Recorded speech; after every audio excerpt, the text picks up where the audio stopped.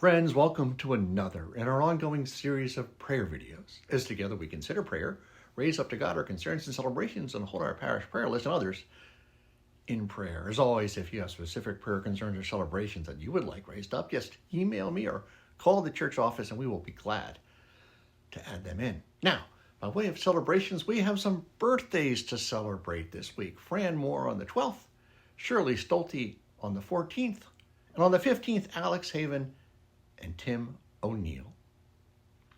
By way of concerns, Jane Ketchen's sister Susan passed away last week after a relatively short illness. Let's keep Jane and her family in our prayers. And George Flynn and David Coward, Betsy Miller's brothers, are both dealing with cancer. God bless you, Betsy, and bless them. Today's thoughts on prayer comes from Joanna Wallace.